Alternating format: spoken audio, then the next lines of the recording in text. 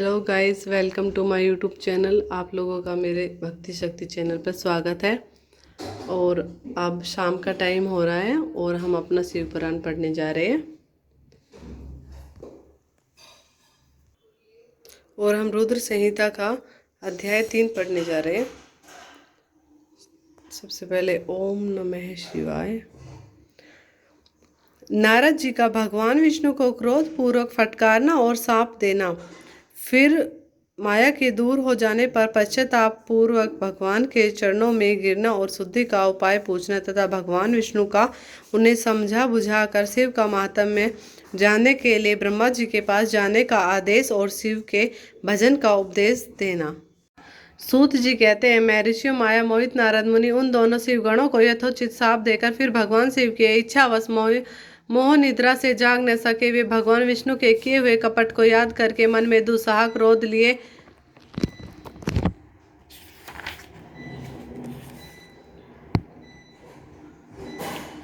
विष्णु लोक को गए और संविदा पाकर प्रज्वलित हुए अग्निदेव की भांति क्रोध से जलते हुए बोले।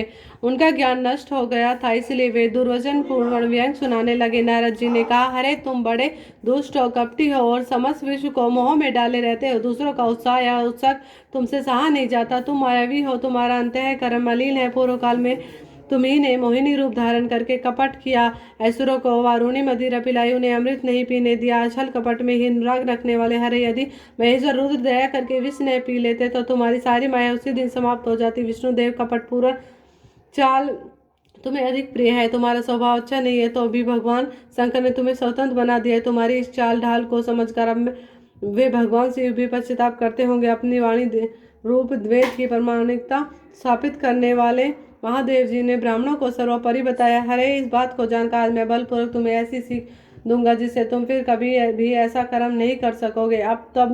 अब तक तुम्हें किसी शक्तिशाली या तेजस्वी पुरुष से पाला नहीं पड़ा था, इसीलिए आज तक तुम निडर बने हुए हो।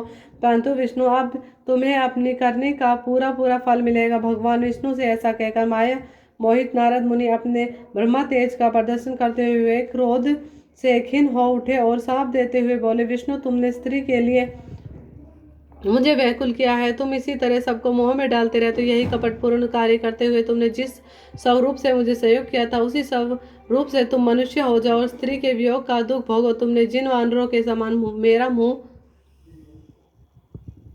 बनाया था, वे ही उस समय तुम्हारे सहायक हो। तुम दूसरों को स्त्री विरह का दुख देने वाले होते तो समय भी तुम्हें स्त्री के वियोग का दुख प्राप्त हो। अज्ञान से मोहित मनुष्य के समान तुम्हारी स्थिति हो। अज्ञान से मोहित हुए नारद जी ने मोहवश श्री हरि को जब इस तरह शाप दिया, तब उन्होंने शंभु की माया को प्रशंसा करते हुए उस शाप को स्वीकार कर लिया। तदंतर महालीला करने वाले शंभु ने अपनी उस विश्व मोहिनी माया को, जिसके कारण ज्ञानी नारद मुनि भी मोहित हो गए थे, खींच लिया। उस माया के तिरोहित होते ही नारद मुनि पूर्ववत शुद्ध बुद्धि से युक्त हो गए। उन्हें पूर्ववत ज्ञान प्राप्त हो गया। उनकी सारी व्याकुलता जाती रही। इससे उनके मन में बड़ा विस्मय हो, वे अधिकाधिक पश्चाताप करते बारंबार अपनी निंदा करने लगे। उस समय उन्होंने ज्ञानी को भी मोह में डालने वाले भगवान शंभु की माया से सराहना की। तदंतर यह जानकर कि माया के कारण ही मैं भ्रम में पड़ गया था, यह सब कुछ मेरा माया जनित भ्रम ही था, वैष्णव शिरोमणि नारद जी भगवान विष्णु के चरणों में गिर पड़े। भगवान श्री हरि ने उन्हें उठाकर खड़ा कर दिया। उस समय अपनी दुर्बुद्धि नष्ट हो जाने के कारण वे यूँ बोले, नाथ, माया से मोहित होने के कारण मेरी बुद्धि बिगड़ गई थी, इसलिए मैंने आपके प्रति बहुत दुर्वचन कहे, आपको सब साप तक दे डाला है। प्रभु, उस साप को आप मिथ्या कर दीजिए। हाय, मैंने बहुत बड़ा पाप किया है, अब मैं निश्चय ही नरक में पड़ूंगा। हरे, मैं आपका दास हूँ, बताइए मैं क्या उपाय, कौन सा प्रायश्चित करूँ जिससे मेरा पाप समूह नष्ट हो जाए और मुझे नरक में न गिरना पड़े। ऐसा कहकर शुद्ध बुद्धि वाले मुनि शिरोमणि नारद जी पुनः भक्तिभाव से भगवान विष्णु के चरणों में गिर पड़े। उस समय उन्हें बड़ा पश्चाताप हो रहा था। तब श्री विष्णु ने उन्हें उठाकर मधुर वाणी में कहा। भगवान विष्णु बोले, तात खेद न करो, तुम मेरे श्रेष्ठ भक्त हो, इसमें संशय नहीं है। मैं तुम्हें एक बात बताता हूँ, सुनो, उससे नीचे ही तुम्हारा परम हित होगा। तुम्हें नरक में नहीं जाना पड़ेगा। भगवान शिव तुम्हारा कल्याण करेंगे। तुमने मुझसे मोहित होकर जो भगवान शिव की बात नहीं मानी थी, उसकी अवहेलना कर दी थी, उसी अपराध का भगवान शिव ने तुम्हें ऐसा फल दिया है, क्योंकि वे ही कर्म फल के दाता है। तुम अपने मन में दृढ़ निश्चय कर लो कि भगवान शिव की इच्छा से ही यह सब कुछ हुआ है। सबके स्वामी परमेश्वर शंकर ही गर्व को दूर करने वाले, वे ही परब्रह्म परमात्मा है। उन्हीं का सच्चिदानंद रूप से बोध होता है। वे निर्गुण है, निर्विकार है, सत्व है, रज और तम, इन्हीं तीनों गुणों से परे है। वे ही अपनी माया को लेकर ब्रह्मा विष्णु और महेश इन तीनों रूपों में प्रकट होते हैं। निर्गुण और सगुण भी वे ही है। निर्गुण अवस्था में उन्हीं का नाम शिव है। वे ही परमात्मा, महेश्वर, परब्रह्मा, विनाशी, अनंत और महादेव आदि नामों से कहे जाते हैं।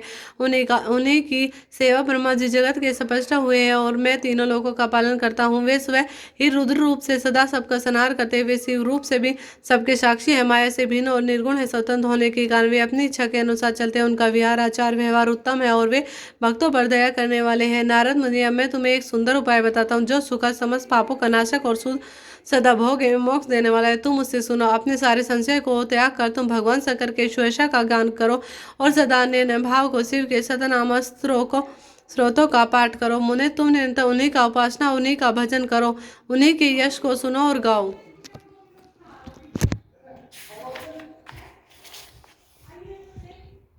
तथा प्रतिदिन उन्हीं की पूजा अर्चना करते रहो। नारद, जो शरीर, मन और वाणी द्वारा भगवान शंकर की उपासना करता है उसे पंडित या ज्ञानी जानना चाहिए। वह जीवन मुक्त कहलाता है। शिव इस नाम रूपी दावानल से बड़े बड़े पालकों की असंख्य पर्वतानाय भस्म हो जाते हैं। यह सत्य है, सत्य है, इसमें संशय नहीं। जो भगवान शिव के नाम रूपी नौका का आश्रय लेते हैं वे संसार सागर से पार हो जाते हैं। संसार का मूलभूत उनके सारे पाप निस्संदेह नष्ट हो जाते हैं। महामुनि, संसार के मूलभूत जो पातक रूपी वृक्ष है उनका शिव नाम रूपी कुठार से नीचे ही नाश हो जाता है। जो लोग पाप रूपी दावन नल से पीड़ित है उन्हें शिवन नाम रूपी अमृत का पान करना चाहिए। पाप दाव अग्नि से दग्ध होने वाले प्राणियों को उस शिवनामृत के बिना शांति नहीं मिल सकती है। संपूर्ण वेदों का अवलोकन करके पूर्ववर्ती विद्वानों ने यही निश्चय किया है कि भगवान शिव की पूजा ही उत्कृष्ट साधन है तथा जन्म मरण रूपी संसार बंधन से नाश का उपाय है। आज से यतन पूर्व सावधान हो रहकर विधि विधान के साथ भक्ति भाव से नित्य निरंतर जगदम्बा पार्वती सहित महेश्वर सदाशिव का भजन करो। नित्य शिव की ही कथा सुनो और कहो तथा अत्यंत यत्न करके बारंबार शिव भक्तों का पूजन किया करो। मुनि से अपने हृदय में भगवान शिव के उच्चारण चरण आविंदों की स्थापना करके पहले शिव के तीर्थों में विचरो। मुनि इस प्रकार परमात्मा शंकर के अनुपम महात्म्य का दर्शन करते हुए अंत में आनंद वंदन काशी को जाओ। वह स्थान भगवान शिव को बहुत ही प्रिय है। वहाँ भक्ति पूर्वक विश्वनाथ जी का दर्शन पूजन करो। विशेषतः उनकी स्तुति वंदन करके तुम निर्विकल्प संशय रहित हो जाओगे। नारद जी, इसके बाद तुम्हें मेरी आज्ञा से भक्ति पूर्वक अपने मनोरथ की सिद्धि के लिए निश्चय ही ब्रह्मलोक को जाना चाहिए। वहाँ अपने माता पिता ब्रह्मा जी की विशेष रूप से स्तुति वंदना करके तुम्हें प्रसन्नता पूर्ण हृदय से बारंबार शिव महिमा के विषय में प्रसन्न करना चाहिए। ब्रह्मा जी शिव भक्तों में श्रेष्ठ है। वे तुम्हें बड़ी ही प्रसन्नता के साथ भगवान शंकर का महात्म्य और सतनाम स्रोत सुनाएंगे। मुने, आज से तुम शिव आराधना में तत्पर रहने वाले शिव भक्त हो जाओ और विशेष रूप से मोक्ष के भागी बनो। भगवान शिव तुम्हारा कल्याण करेंगे। इस प्रकार प्रसन्नचित हुए भगवान विष्णु नारद मुनि को प्रेम पूर्वक उपदेश देकर श्री शिव का स्मरण वंदन और सत्वन करके वहां से अंतर्धान हो गए। अध्याय समाप्त।